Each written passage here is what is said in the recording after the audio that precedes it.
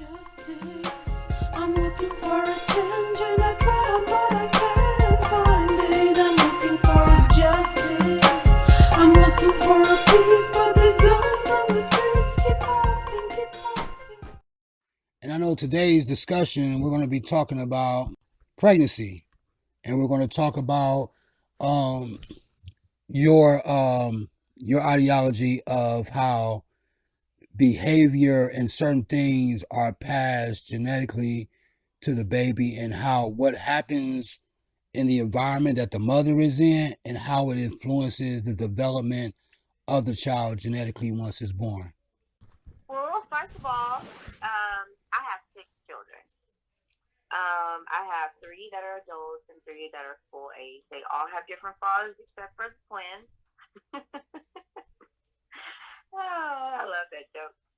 But so I've been able to actually study my children. I have fathers that that range from very calm, aggressive men, very responsible men. I have gangster fathers. I have very irresponsible victim mentality fathers, and you literally can see the traits of the fathers in the child.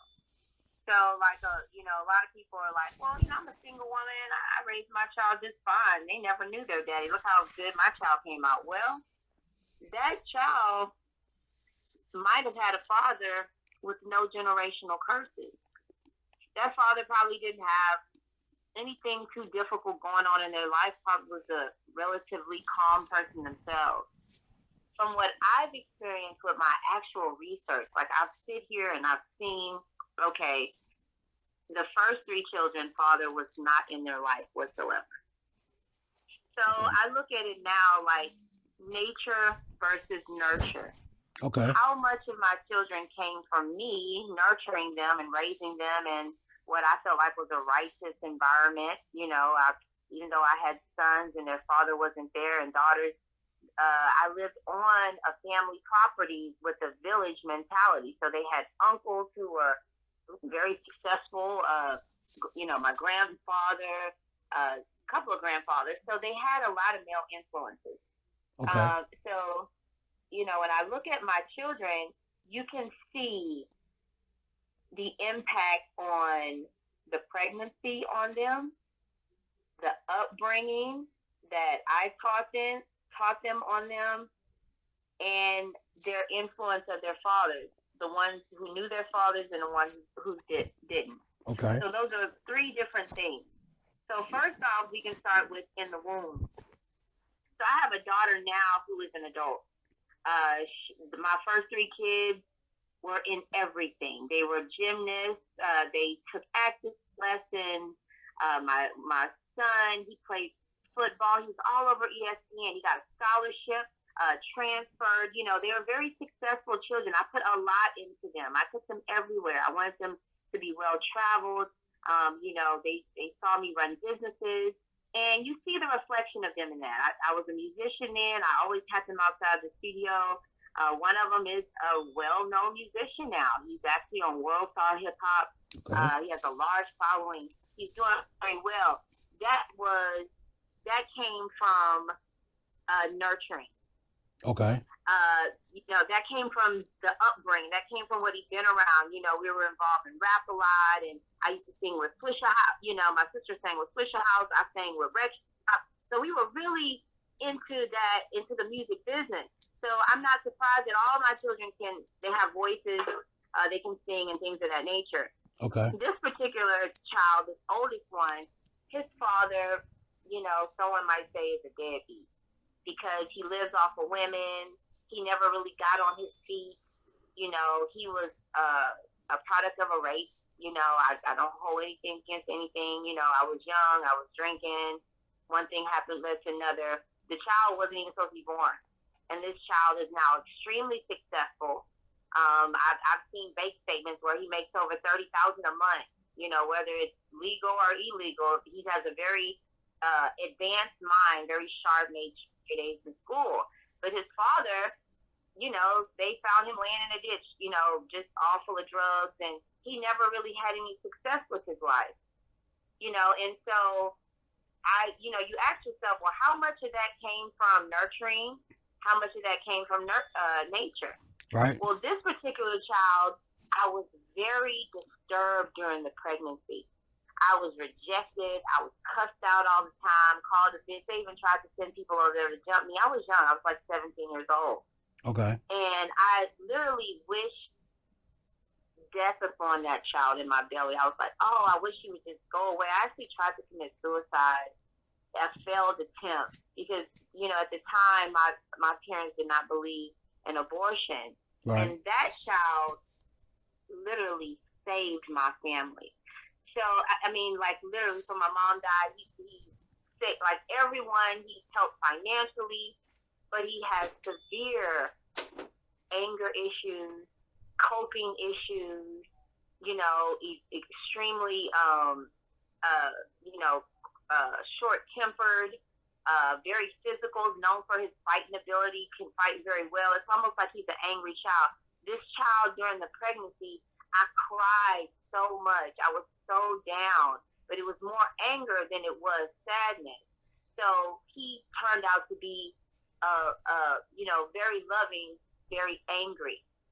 And even now, he's very feared. He's one of those people that dwell with the people that dwell in the deep. You see those shooters and things of that nature. Right. He has those type of people under him. They follow him. He has a large following. And so I asked but as a child, he cried so much. He cried himself a hernia. Like his belly button was huge. Like he just cried and cried. He cried so much that he went to stay with my mom. Like I didn't even know how to take care of him. Right. So he's half raised by me and half raised by the grandmother influence. And his father, he helped. His father was still that person that just was lost in his life. Just never found his way. Was beaten. You know how when someone's beaten by life and they're just they just happy to find a job and just settle down somewhere up under somebody because they don't want to face life anymore.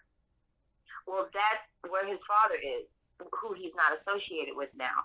Okay. And so, I see the effect of where I was pregnant on him, and I see the effect of my upbringing. He was raised in church real big. They used to call him preacher boy. He had a good understanding.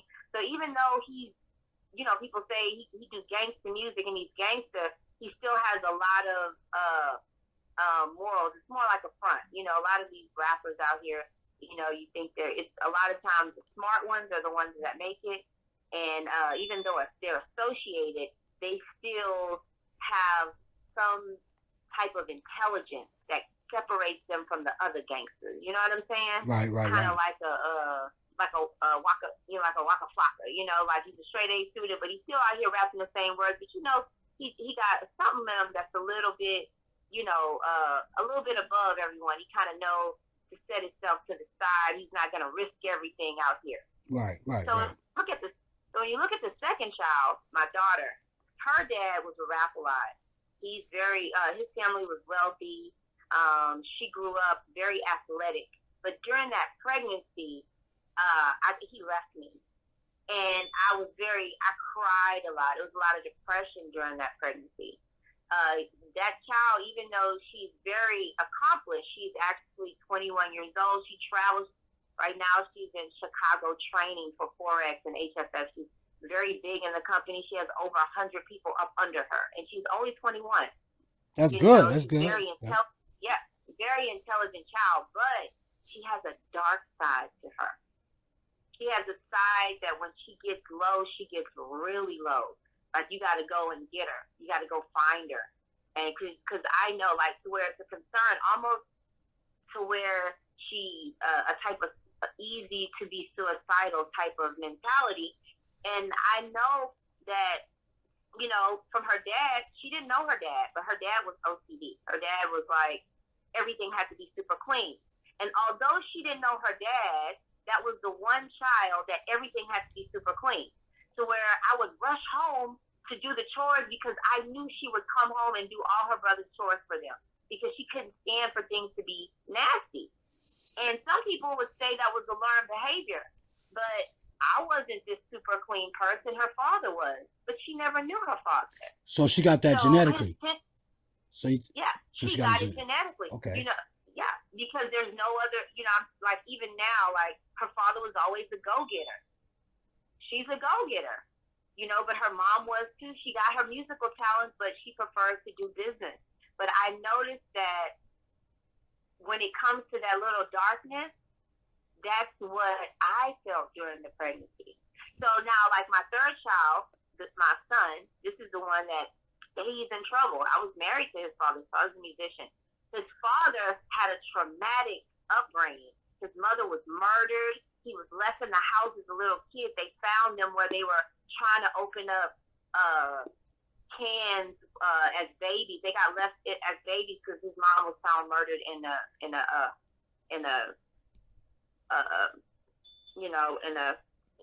street.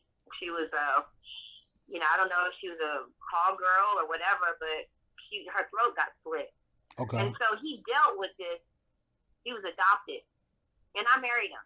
And I was like, oh, I'll take care of you. I'll be your mama. At least that's what I thought when I was 20.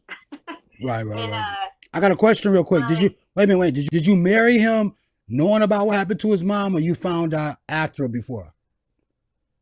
I married him knowing what happened. Actually, I really felt like I could help him. You know, like he had a lot of issues with victimizing his, as far as he disliked his adoptive parents. Okay. You know, he blamed people for his everything. I mean, our marriage was horrible. It was just like he couldn't keep a job because of depression. You know, he wasn't inspired because he didn't have inspiration. I helped him finish his degree. I did his work for him. I literally did all the work in the marriage because of his depression. We separated when his son was 4. I found out later that he was abusing my other children and had them serving his son, because my mom was like, why are your children so skinny? And while I was going to school, they wasn't getting fed. Yeah, so his son, our son, was kind of taken care of by my other children who had other fathers. So that particular child is very disturbed today. You know, his dad was very disturbed. The pregnancy was, before I married him, he did put his hands on me. But I was young. I didn't realize that would be a reflection of our marriage. Right. And so, and it did end up becoming it was a very physically abusive marriage. But he was a musician. Okay, he had an absolute voice, which means he could sing the highest note to the lowest note, and he was a church musician, so we were deep in the church, But you know how that was back then. Okay. To this day, even though he left young, his child is very disturbed. That particular child has an absolute voice, just like his dad. He only wants to do music. He has a lot of dark things that he's dealing with, like, he'll be in the car and he'll just start going really fast and, start talking about killing himself, and he doesn't want to live and things of that nature. And he didn't know his father. His father was extremely disturbed. Right. During that pregnancy, I remember hitting some wet. I don't know if y'all know what that is. We used to smoke wet. Okay. Back in the day, it was popular. It was called embalming fluid. And during that pregnancy, I hit wet one time. I remember I was in law class. I remember I left from smoking some wet and went. So I was trained to be a paralegal. And so I feel like that pregnancy did something to his mind. I'm almost positive that me hitting that wet that one time did something to that child, because that child is one. He got a house right now. He has a car that's free. I mean, he has everything. His brother takes care of him. His sister, they all have money. He doesn't, but he's still angry. He's still confused. He's still lost. He's getting in trouble all of the time. And his dad is one of those people who never got in trouble. They were, disturbed mentally, but they were always deep in the church. So he's like, well, what's wrong with him? But his dad still has a lot of trauma, still a lot of blame. Those people took all of the jobs. I can't. And you see the exact same thing as far as giving up in the child. Even though the father wasn't there, he still has this thing where he gives up a lot to where and he has everything. I guess you would say he's the most richest child because he doesn't really have to do much because we left so much to him. So during that pregnancy, I wasn't very responsible. I was still smoking a lot. I was dealing, I was doing a lot of negative things that I came out of when I met his dad. Like I was actually running. I was on the run. And so when I met his father, I married him because they were looking for me. I had people out there looking for me. That's a whole nother story. Okay. And so I got pregnant, and it was just kind of hiding. I got pregnant to hide, because from the people that were hunting me down. And so this particular child lacked a lot of love. He needs love a lot, like as far as not from the opposite sex. And that's the only thing that seems to calm him. And his father was the same way. So I noticed that his need for nurturing was natural. It came from in the womb. It didn't come out on the outskirts. It came from in the womb because his father was the same way. Let me ask you a question. Now, Can I ask you a question? Do you feel like when we look at nature versus nurture, do you feel like in your experience, if a child naturally is born with a trait from the father, do you think the nurturing qualities of a woman can change that gene to be something totally different? I believe. Or change the behavior to be something different. I raised them all similar. They were, kind of had a lot of elders around, really strict kind of upbringing. That last child was diagnosed with ADHD, and he was home. I would constantly take him out of school, and he would go to school with me. When I was studying in cosmetology, he would be in there with the barbers. I constantly had to take him out of school because he never just flowed well in society. He just like his dad. His dad never just fitted in society unless he gets married and settled down. But as long as he's in society around, he feels like an outcast. He feels rejected, and his son is the exact replicate of that. And I mean, it's crazy how similar they are. And he was raised completely different. But the difference is, even though you take on the trait of your father, you're now presented with something brand new. Because your dad could have cut up all he wanted to. And yes, that's in you. But that's not you. That's your father. You now have a choice. Because now you've been exposed to a whole nother life where people are functioning well, they're working adults, they're giving back to their community, and you're seeing this your whole life. So even though you were born in dysfunction, and it may be in your bloodline, you're at a point when you become an adult, you choose, okay, I'm either going to choose this dysfunction that I want to feel, or I choose this functioning that I've seen. So now they've been giving a choice. So whatever passes down to us, it's really not us. Even though it's in us, it's not us because we still can choose. Okay. And so, you may grow up in a family full of gangsters, right? And everybody, and then you have this affinity for weapons, and you feel gangsterous as you get older. But your mom said, "Oh no, you're not going to be raised in that," and she takes you away and raises you in a convent or something somewhere, and you still grow up and you still feel kind of gangster. You can choose.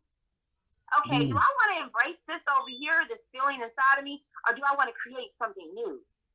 Do I want to create something new so that I can imprint?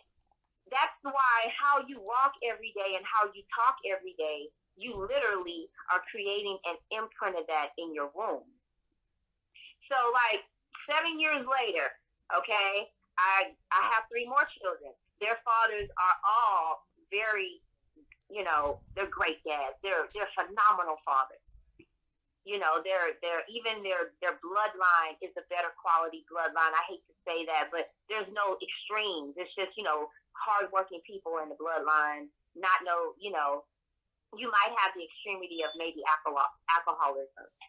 So, you'll look at these children, and then you see my 12-year-old, her dad was very loving towards me during my pregnancy. I mean, he was very, very caring the whole pregnancy. This is the most well-behaved child that I have. They're the most, but their father has a calm spirit. And even though he's on the road all the time, this particular child is very loving naturally. During that pregnancy, I danced so much that I broke my pubic bone. The doctor said, you got to sit down. You're dancing too much. That child don't want to do anything dance. That's all she wants to do is dance. But that's all I did during the pregnancy. So 2 years later, I have twins. I'm stressed almost the entire pregnancy because I quit my job. They're like, why'd you quit your job? I need you to work. And although we loved each other, it was a lot of stress. You know, I stayed busy. I was in college. You know, I said, so it put me on bed rest. These twins are super busy. They're sharp-minded, but they're very stressful. They're extremely stressful. They stay fussing and snapping at each other. Almost exactly what was going on during the pregnancy. And so it's to me, right now, it is very important, your relationship with that child's father during the pregnancy. If they're giving you anguish and they're tearing you down, you need to cut ties with that immediately. It's better to cut ties with it and reconnect after the child is born. So I'm going to give you a good example. I have a friend, I'm not going to say her name, but she's a healer. And she just had a baby 6 months ago. When I tell you this is the most well-behaved child I've ever seen in my life. And she doesn't get along with the father, but she cut ties early. And she had the child at home. And she went through, she's a part of the Elay African Spirituality, have a group of sisters and goddesses. And she just nurtured and loved on herself the entire pregnancy. When I tell you she takes this child everywhere, you don't even know the child is on her back. Because Right. it's so quiet and it's so calm. Because that's all that child was given the entire pregnancy was quietness and calmness and beauty. And right now that child is an asset. Like she takes photos, she does yoga, she does a lot of different things. The child is right there. You never hear that child say a peep. That is the most tranquil, peaceful child I've ever been with. Now, when you compare that to my first son, who I remember fighting. That first pregnancy, I got in a fight with another pregnant girl. Okay. That child is on YouTube right now fighting 2 people at the same time in high school. Really? Because he fights so well. But I fought pregnant. And I was always threatening people. And so now it's like they become a duplicate of the environment of your belly. Okay. And so it's almost like, but that child was very smart because during that pregnancy, I would put classical music up against my belly, my first 2 pregnancies. Both of those children were straight A students. Okay. I would read to my belly. So literally, that part right there is so important. That beginning, that's almost like you're creating their roots. So let me ask you this question. So say hypothetically we look at like a man is angry or whatever like that. Just say you're pregnant and a man is angry, and he hasn't dealt with it, he hasn't solved the generational curses within his bloodline. And then just say his sperm ends up fertilizing the egg, right? Bam. So the brain of the child can start to develop into that man's mentality at where he is currently when he conceived the baby. But as a woman, when the baby starts to form, is there like almost a war, like a good and a bad? Like if he had a bad mind and you're playing classical music, then there's like a war going on, which is going to develop the character and the behavioral traits of the child, right? It's almost like the first world. So if that world is conflict, and see, like me, I'm extremes. Like I'm either super happy or I'm going off. Like I don't even think I have a middle ground. Okay. And I don't know. All I know is that, I'm really smart. But my dad was a Rolling Stone, but he was a a scholar. My dad was considered a genius on, I think, the menses, or however they rank geniuses. Okay. But he was a Rolling Stone. So I came out very smart. I was actually voted most intellectual in my school. Okay. I was super That's smart, good. and I was homeschooled most of my life. And when I did go to school, it was just top of everything. I know that was from my father, Okay. but I didn't know my father growing up. My stepdad raised me. My Okay. stepdad had a 6th grade education, but he Okay. was very handy. So from my father, you know, I believe that's where I got the intelligence. But the anger and the hurt that my mom felt from him, you know, I was blessed to have another father influence my whole life that was very nurturing, very, very nurturing. And I'm so thankful for that influence. But that was my stepfather. But my real father, you know, there's certain things I can't really say, but Right. there were certain things that he was accused of Okay. that I felt like I dealt with later. So, you know, it's almost like, say you have, you know, one of your parents is a killer. Okay. Just in blunt. Okay. Go ahead. And then one day you just feel like, man, I want to kill this person. But in your mind, you be like, you know what? That's not right. I don't even know why I'm thinking that. And you dismiss it. You push it away. You just beat a generational curse. Okay, I got you. Because it was given to you, but you made a choice not to do it. Well, I believe that people who sexually assault children, I believe that's generational because of what I've seen growing up. So you think? I Let me ask you a believe- question. Wait, time out. Don't mean to interrupt you like that. Just so people can understand. So you think that if a male or woman, right? It could be either or, who could assault a child or whatever. But we'll say a male, and he got that from somewhere in his family, right? And then he passes down to another kid, and so the other kid, it may be grow up and start doing it as well. So what makes the new kid stop from doing it, or does the kid even think it's a problem? Does the kid think that's just part of his character, and does it seem like it's a problem? Because a lot of child molesters and a lot of people who do stuff like that, they probably do it so often because they feel like it's nothing wrong with the shit. You know what I'm saying? Like serial killers, they feel like, shit, I'm killing these people. Once they get caught, they feel like, damn, like they fake the remorse so they can get a less sentence, but it's like in their heart, they feel like, man, like this is me. This was supposed to happen. You know what I'm saying? A lot of the time. Because they accepted that as the law of their heart. We all have rules that we go by in our own self. And you know, the old people used to call it spirit. Oh, the spirit of lust came over you, or the spirit of this came over you. Well, you know, it's just like changing a child's diaper.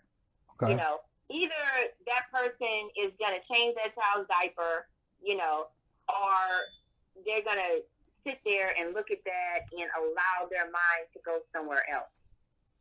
I believe that if your father had the type of mind to molest a child, then you are going to be presented with that, and you have to make a decision to not choose it. Okay, I got you. So, I'm going to say something that's very personal. My father was accused, or someone, you know, accused him, my real father, of molesting a child. Okay. You know, and I remember being young and having siblings and changing a diaper and thinking to myself, you know, I can choose to do this, but my upbringing from my mother was so righteous. I rebuked that within me. And I was like, that's a horrible thought. How could somebody even think something like that? Right. And I was ashamed of myself. But somewhere, somebody did not think that. Somewhere, someone allowed that thought to be a seed inside of them, because we all have thoughts that come to our mind, and those thoughts come from ancestry. Okay. See, what a lot of people don't know with our ancestry, you know, even in African spirituality, they tell you specifically to call on the good ancestors, not Mama Switchblade. They will tell you, don't call on the Mama Switchblade. Don't call on Daddy Shotgun. Call on Momo that was cooking the cake that took care of the children. That's who you want to guide you. But when you look at your ancestors, there are dark and light ancestors.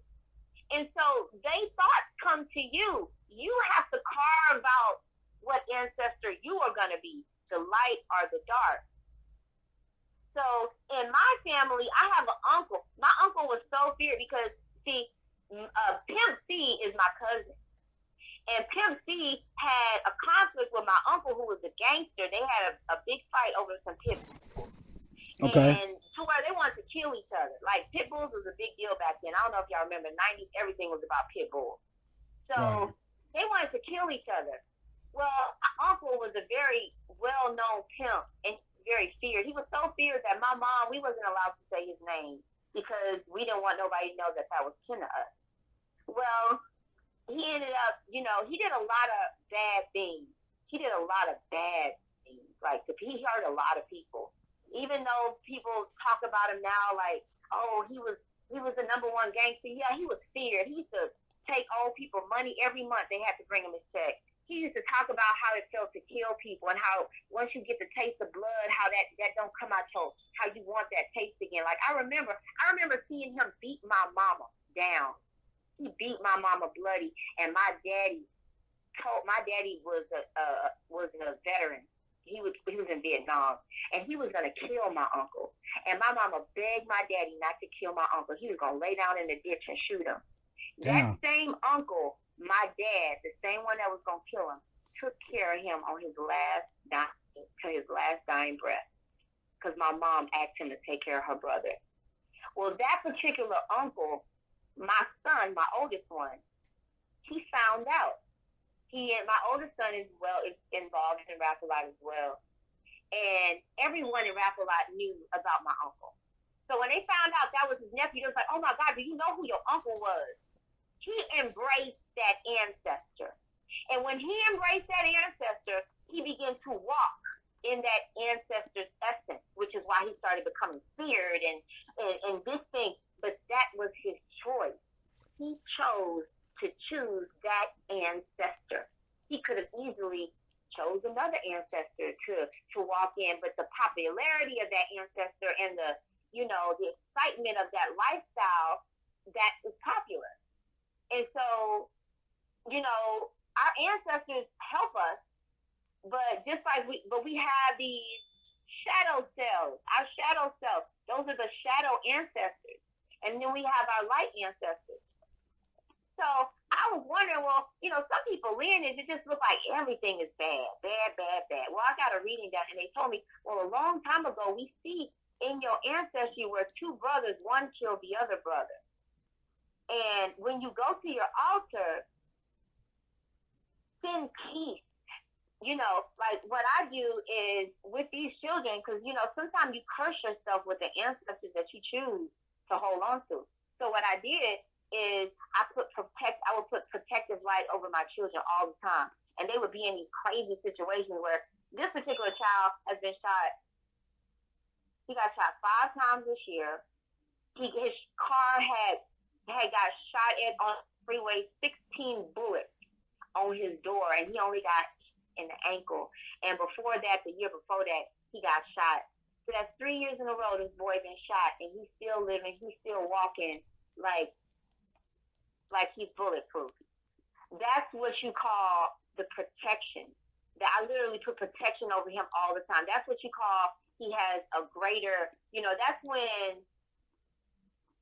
the universe comes in and be like, okay, this particular person, it's not their time to go because they have something to do.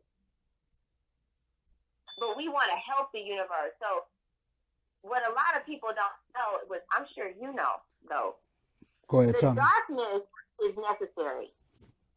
Okay, the dark is necessary because some people, they're not going to learn until they get that dark. So it's necessary to have these things in our family, but when we start glorifying the darkness, and making it to where it's actually light and not dark, that's when we have a problem. We have to keep it where it belongs. We have to know, okay, this is where this goes, and this is where this goes. And so, getting back to my point, when you deal with people, it's important to know their lineage. It's important to know, well, do you know anything about your father? Or who your grandmammy? Like those stories that you hear, they affect us. Even if it's something positive, like, oh, such and such and such could cook, and she loved children so much. We passed that down. Oh, that was the most patient person. We passed that down. Oh, they were so loving and they gave to everyone. We passed that down too. And so when you feel, like sometimes my son, the darker one, the one that feels, he deals with a lot of dark issues, and he was like, Mom, I just, he embraces darkness very heavily. The one that finds himself in trouble. It's almost like it's an addiction, but he knows it. And I told him, I'm like, you can choose. He's like, I wish you would have told me that 2 years ago. And his music that he makes, and I told him, watch your lyrics, because your lyrics and everything that you speak, it comes to life. And those fathers or those mothers that deal with these situations and they lost hope on themselves, they lose hope on their children because they feel like, well, if they're anything like me, how can they make it? Well, that in itself is a curse on you when your parents don't believe in you. Damn. Okay. What a lot of people don't know is that no matter how much you may dislike your parents, they are connected to you with a blood tie. So they have the power to curse or bless you. So you can have the most evil mama in the world, and she just, she ain't right at all. But she hates you. I've seen some stuff on the internet lately where mothers and daughters were competing against each other on TikTok. People be laughing at it. That's not a laughing matter. That mother is cursing that daughter. That's a curse that she's putting on her, that competition. And that mama will always trump that child. The only way that child can overcome that curse is to become pure of heart. So when that mom sends out that curse, that heart is it reflects it like a mirror, to where it bounces right back to the mom. And I've seen this happen in Haitian. I'm Haitian and Jamaican. And in Haiti, you'll have it to where mothers will travel far just to put curses on their kids. I've seen it. They'll go out their way to stop a child from being born. I've seen the most hateful things happen in Haiti. I've just seen the most hateful things that people do naturally that they feel is natural. That become natural. It's natural to be against your children. It's natural to go out and be like, I've seen grandmamas travel the country just to go in and poison somebody and put curses on them. Who does that? But when I heard these stories, I thought to myself, this is a culture that they cultivated. We cultivate the good and we cultivate the bad. And you have to choose which one are you going to cultivate within yourself.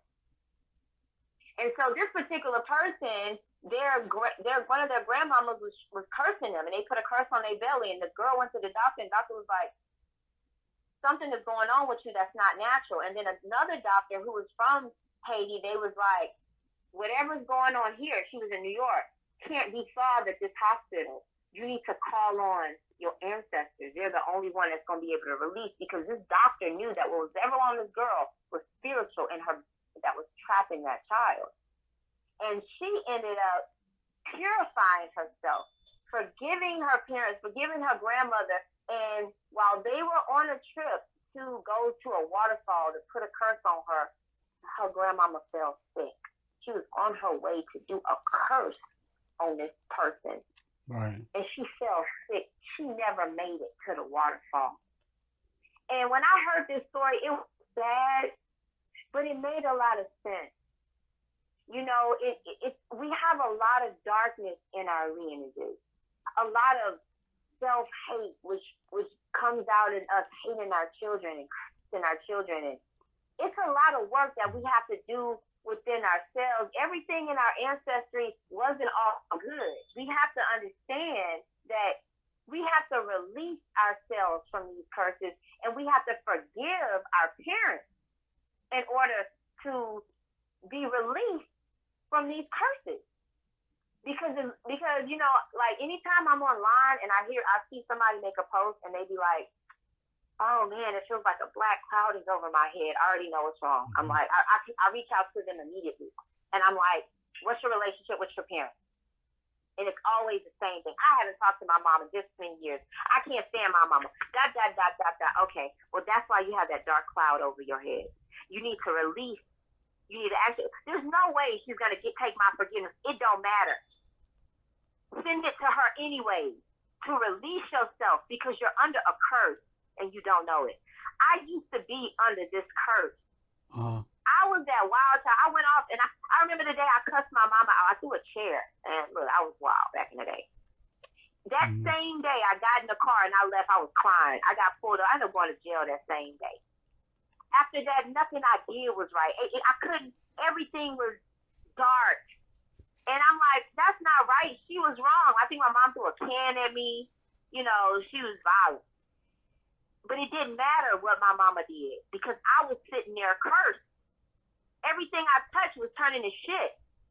I had to forgive her within inside of myself to release myself. No matter how wrong she was, I had to let that go in order to get my light back, in order to get the sky back above me.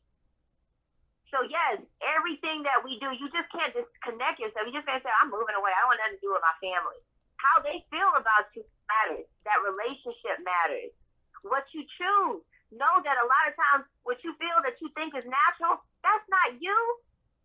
That's the ancestor in you. That was their choice. You can choose to reject that. You're not naturally that. And we can get to some a little bit more sensitive subjects that I'm not gonna go there because I don't want to offend anybody. Which whoa! This is the raw discussion. We say what the fuck we want to say. So if you want to say it, the same thing goes. I believe the same thing goes for being homosexual. Okay. I've seen it to where then there was women, and then they decide to be with a man, then they have a child, and and that particular child picks up the traits of the mother back when she was in her confusion state.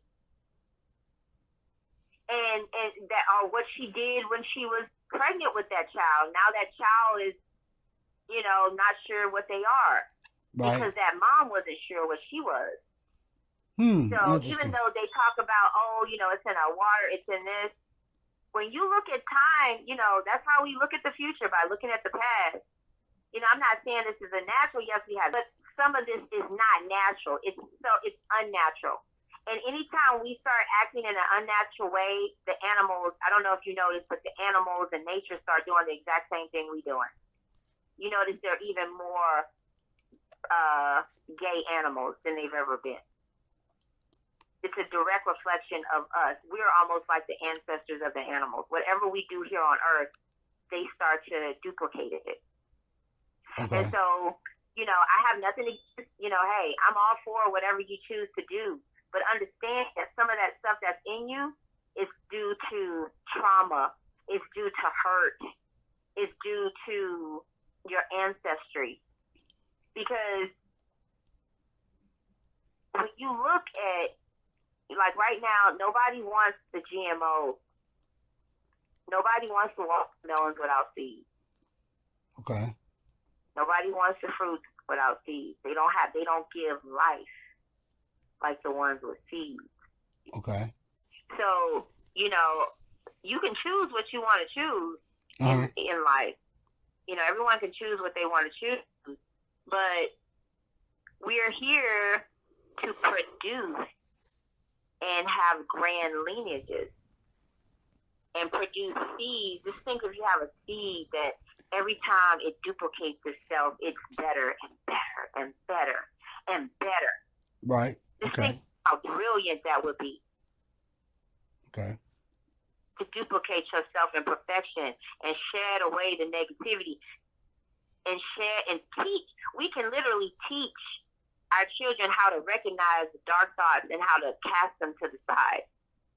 We can train them into that. But if we train them to accept it and train them to think that, that's just the way you are, it's okay to like little children because you're a child in your heart. If we're teaching them that, that's the direction we're going to go in, where our children are constantly being abused. Let me ask you a question. Okay, let me ask you a Mhm. question about that. So, if an individual, whether it's a male or female, if they feel like in their brain that, okay, just say they had traumas growing up as a kid, and just say they lost their childhood, right? Just say bad shit happened and they had to grow up real fast to be adult, like their childhood was taken away from them. And then when they go into regular relationships in their adult life, and just say like how you said, say it's a 30-year-old guy, or just say it's a 40 or 50-year-old guy, and he likes younger girls or whatever. Could that be because he still think he's a younger person in his brain? Or could it be or it's just a perverted type of situation? Well, okay, that's right to a point, because people get stuck at certain ages. Okay. My mama was a counselor, and she would counsel a lot of people. She talked to me about this all the time. I'm actually a licensed counselor. I just don't pursue that field anymore because it's too strenuous. But yes, way in the beginning. Huh? I'm still here. Hello? Yeah, I'm here. Okay. Yeah. So, like you were saying. So, like, I know a gentleman who their father got murdered when they were 16. But before their father got murdered, their father was a crackhead. And this person had a football game. They were in high school. And the father came up there to the game, and this person was very embarrassed. And so he kind of, and went off on his father. And, that was his last memory, because the next day they found his father dead. So he was traumatized that his last memory with his father was an argument and him shaming his father. And this person seemingly got stuck at that age. Like, everything they like is still at that age. Everything they did then, they still do it. Even though they're an adult and they got a doctorate degree and all that now, they still kind of got stuck in that mentality.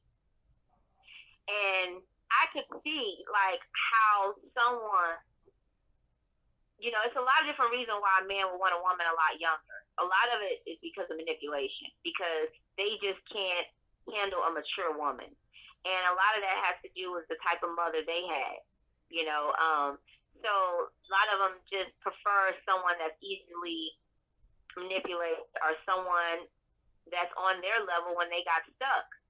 They don't have to explain too much.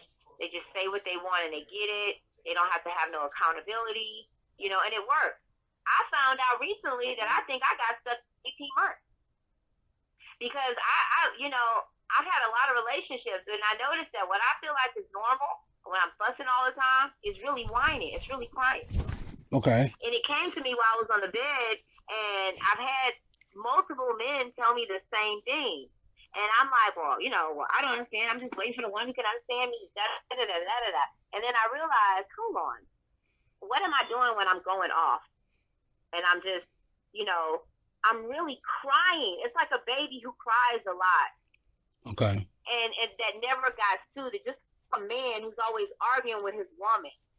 It's almost like a child that wasn't nurtured correctly. Right. They were allowed to cry. Back in the day, the old people used to say, just let them cry, let them cry, let them cry. Well, that same person will grow up to be crying all the time, but it's an adult cry, which is fussing. Like, well, do this and Right. Exactly. Because check it out. Wait. Let me ask you this: do you feel like when a baby cries, it's sound and it has no words, but when you get older, you have words now? You have words, exactly. Okay, I got you. So now it's spewing out trash, and you're like, oh, that person is so horrible, and this and that, and all that person is really looking for is comfort. They need to be comforted. They need to be petted. They needed to be, they need titty stuck in their mouth, and basically. Right. And with me, all the person gotta do is come hug me or tell a joke, and it's gone. It never was there. It was just a false cry. But the cry is loud because it's a trap in that age. It's being stuck back then and not knowing how to express yourself correctly to be able to get your needs met. And since you don't have the words, you don't know how to speak it, then you just spew out doo-doo out your mouth. Just a bunch of trash. You know what I'm saying? And so a lot of people, you know, we always talk about trauma this and trauma that and trauma this. But you really can't diagnose another person because it's so many different levels. You don't know if that is a coping, like right now, being in my 40s, it's a lot of single people my age, and they just not getting with anybody. You know, or they are unable to, or they don't know how. It's just a whole lot of stuff that seems like, are we still learning how to color here? Right. Like.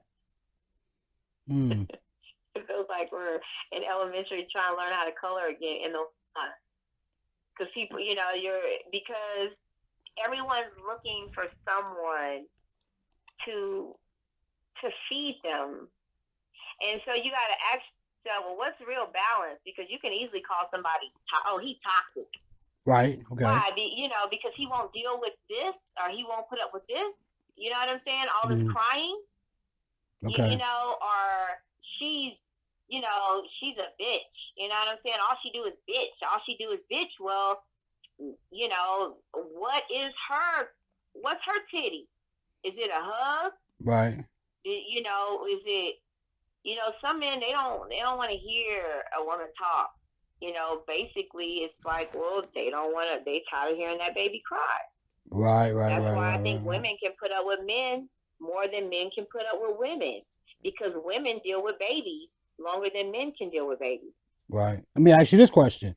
So when we say toxic relationships, when you say a guy is like blah blah blah blah blah, just going off, could that be associated with a temper tantrum? Yeah, except it's dangerous now because that's usually involved. When they little, they throw toys. Right. When they older, they punch faces. Right. That's what I was thinking too. Yeah. Damn. And so it becomes to where not nurturing a child correctly, you know, now you're dealing with aggressive adult. You know, you're dealing with a dangerous adult. So we all still have a inner child in us that may be severely damaged. We don't know how damaged, right? You really don't know how damaged. Well, you could probably figure out based on the result that it has on another person, right? So yeah, like based on how, like a big clue is how they blame others. Okay. You know how people just be like almost like a kid. Yeah. They don't want to take accountability for anything. It was their fault. They did it to me. Right. You see a lot of that happening with adults.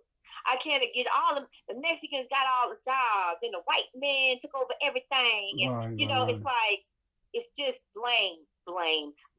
Everybody has the opportunity. But, you know, it's a lot of successful Black people. It's a lot of jobs out there. But it's almost like a kid. Being like, well, you know, you're like, well, calm down, Tommy. You know, let's work this out. Well, baby, if you can do this, and it'll help. Like, literally, that's how you got to be with adults. Because some of them are so far gone.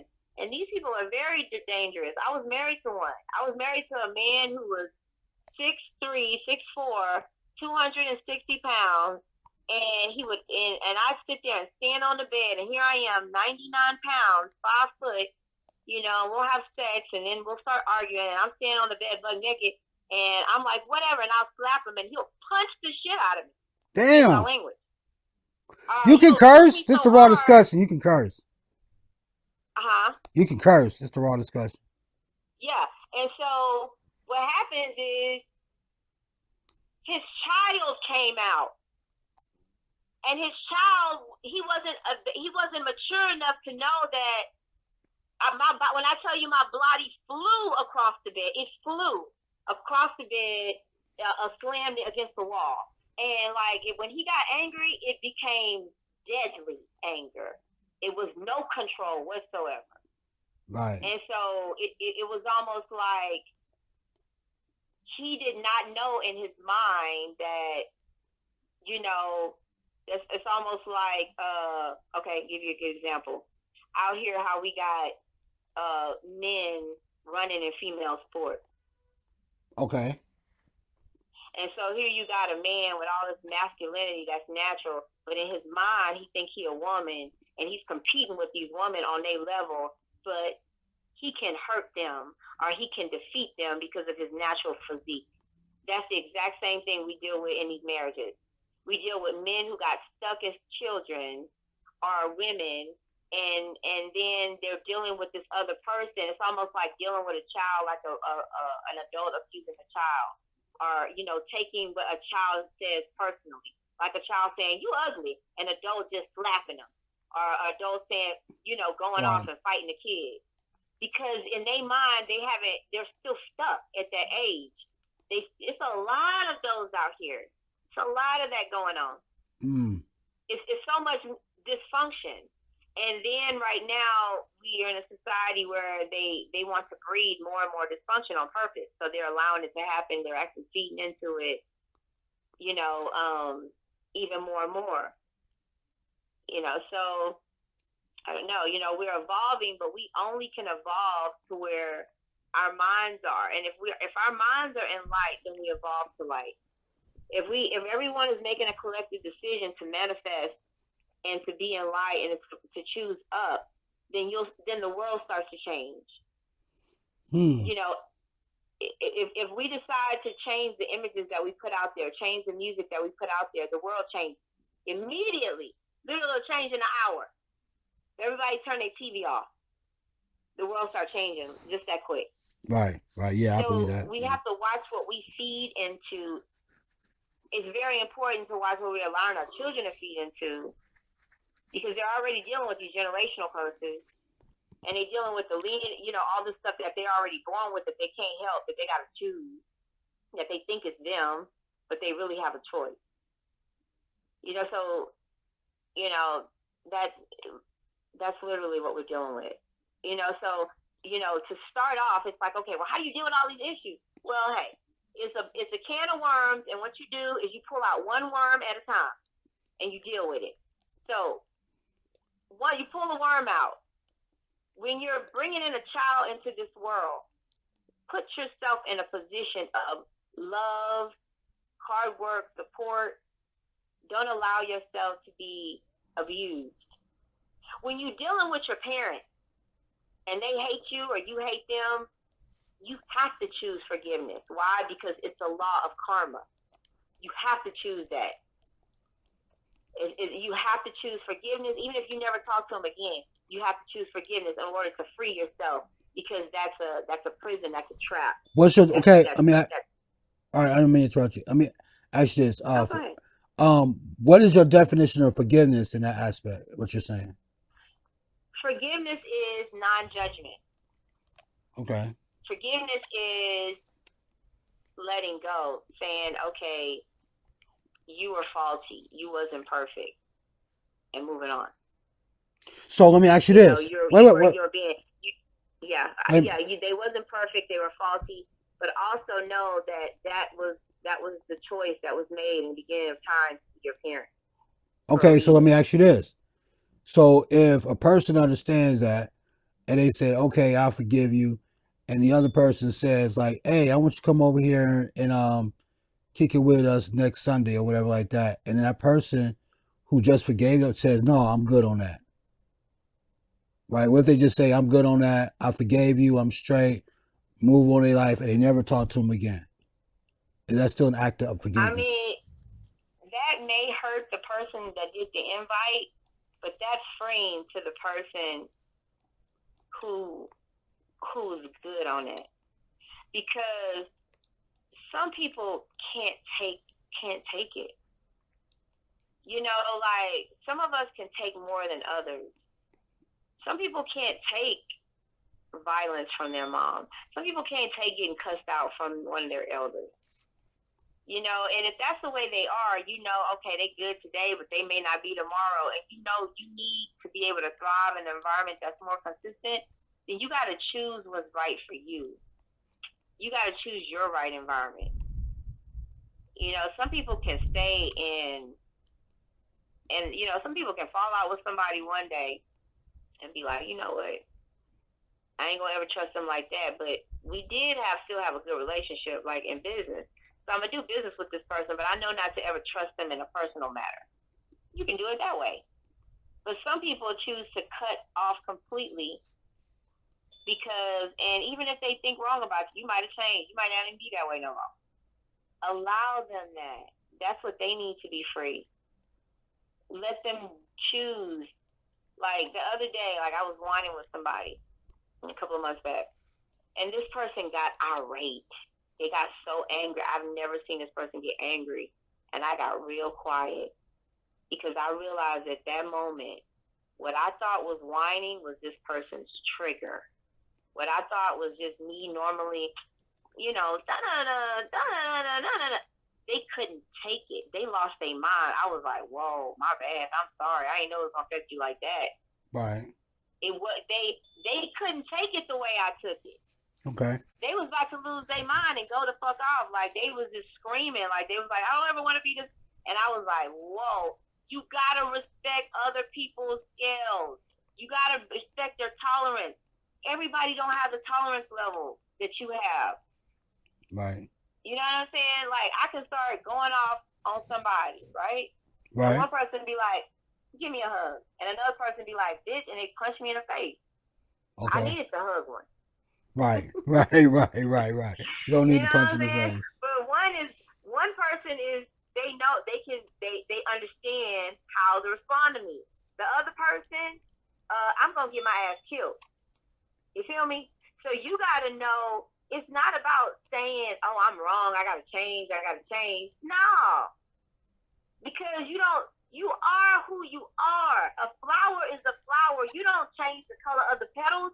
You uproot it and you put it somewhere else. Right. You replant it. Right. So if you're dealing in a situation and you trying to paint your petals, no, you're in the wrong situation. You need to uproot and replant so you can thrive. Don't sit there and beat your colors up because you yellow and people telling you supposed to be blue. Right. Exactly. Right. And so find what connects with you. Like, everybody can't argue with me. Like, I'm feisty. I'm triple fire. My sun is triple fire. I ain't got not one water in my chart. So I'm so hot, I get fiery. But I'm angry for 5 minutes. Literally, you can get off. I could be burning hot and call me 2 minutes later, and I'm happy and I'm singing and I'm dancing. But another person can be mad for a whole month. All you know is that person that's been mad for a whole month. So you meet me and you thinking, oh my goodness, this person is horrible, but you don't know that all I need is a joke and I'm fine. Like, you gotta find your tribe because it is your tribe out there. There's nothing wrong with you. You know, and if you feel like something ain't right within you, you're like, man, I'm having these thoughts and these thoughts not cool. You know what I'm saying? It may be some fucked up ass thought. Like, let me tell you a personal story. I was talking to this guy. He was young. We went to school together, and his mom was a minister, and he taught at a church. And one night, I had him babysit my kids while I went out. And when I came back, everything was fine or whatever. And then I was on my computer, and I was looking up some stuff, and he didn't delete his search history. And in his search history, it was talking about having sex with a 2-year-old. Damn. And it brought me on this YouTube video where these people were singing this rock song about fucking a 2-year-old. This man is a child minister. Damn. So I'm sitting here looking at this, and then I start questioning my kids, and they were like, yeah, mommy, he told us to get in our sleeping clothes, and he's like, y'all don't sleep in your birthday suit? And we're like, no, we're not sleeping naked. Wow. I almost lost my mind. I wanted to kill this dude. When I tell you I wanted to kill this dude, I wanted to kill him. And to this day, he still be popping up. He's married. He got kids now. He still be popping up on my Facebook and stuff. I block him anywhere I can. But every time I run across his mama, I just feel so much hate towards her. Because I'm like, that's your son. You raised them up. You know what I'm saying? But it was something in him that chose that could have easily not chose it. Now, sometimes we make excuses for ourselves, but I feel like some things is unexcusable. Because not only have you lived in society and you know what's right and what's wrong, even if that's in you naturally, you're choosing to do it because you know it's wrong. Now, that's when the law enforcement come in and you throw them motherfuckers under the jail. Because, like, even me, when I was younger or whatever, and inquisitive, and be like, man, this is weird, this is I remember when I was young, I was in the hood, it was this little bitty boy, he's like 3 years old, and I gave him a hug, and I could feel his little Peter get hard. And I felt so uncomfortable, and I asked myself, what happened to that child where he was able to experience that with an adult? Because that wasn't natural. So did somebody in his life teach him what stimulation felt like? Did somebody touch this child to where they, in a sexual way, the way they wanted to stimulate this child, to where he responded to that? Because still to this day, I have that question. Because I've had kids, I've been around a million children, and every now and then you come across a really young child that responds to an adult in a sexual way, and you know that's not natural. You know that had to have been something taught, that's just not normal. Just like it's not normal, when you see men that want really young women and they make excuses, they make so many excuses, they'll even create science. They'll even change science up to make it seem like that's what they're supposed to be. They'll be like, well, after a woman have this many kids, scientifically, that's all a bunch of bullshit. They don't want to, and you can't, there's no other science that you can show them, because they only want to accept the science that fuels their perversion. And these people I attract because I actually enjoy getting into their minds and figuring out why they think this way. Why are they, what's wrong with them? And usually they have this extreme need to be in control, to tell people what to do. They don't want a woman to ever really become a woman. They want it to stop at them as the head and the woman as the child. She's there to produce kids, listen, and do what they say. Right. It's a lot of that going on. It's so much of that going on, it took over our whole world, because men have been running the earth for the last 700 years. Well, it's time for the women to take over. Oh shit! Because right now you see in all these other countries, women, they just now trying to get their freedom back and take the veils off their head and stop being married at 9 years old. Men are still doing that. And you can say, and I can be on their side. I can be like, well, according to nature, a young girl has a period at 10 years old. We have to be able to say, as adults now, what are the rules for ourselves? Because our children don't have a lot of rights. Are we going to give the children rights? Or are we going to treat them like dogs and sacrifice them and all the stuff that's going on? Y'all know what's going on out there. Right. Are we going to treat them with respect? Are we going to allow men to stick their big penises all up in they bust their pussies all open and all their ovaries, tear their insides all up? Men already tear up grown women inside. So now You're going to tear up a child inside. These men were not held accountable. Right. Well, now the women is getting in charge, and that day is over. It's slowly leaving. And now karma is going to come. It's coming. It's here. Mm-hmm. And so now we're dealing with all these women that's out of control. Or they say they're out of control. What's control? Right. That's going to be the definition. So they're trying to hold on to their rules. But hey, I think they done did enough. They need to move on out the way. Let us see what we can do. That's what I'm saying. Let's see what the great whore can do.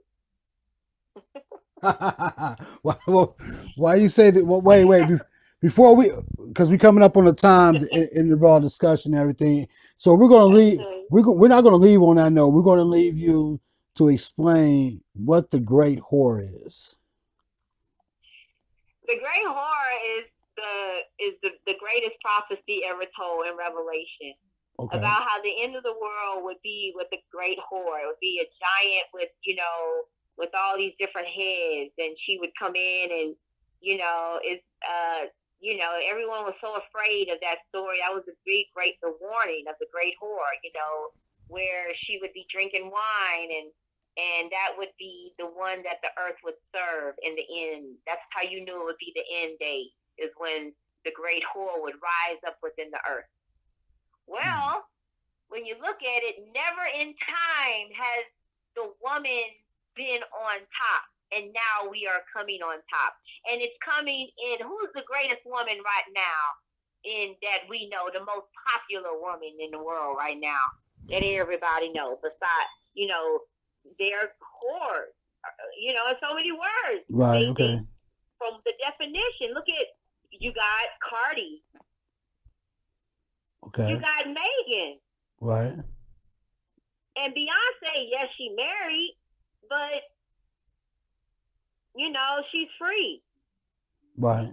So unless we got some Toby Wingos coming in with Fat Adam, that image coming in a family, the great whore is ruling right now. We've taken on the crown of the great whore with the way we look and the way we dress and the way we move our body.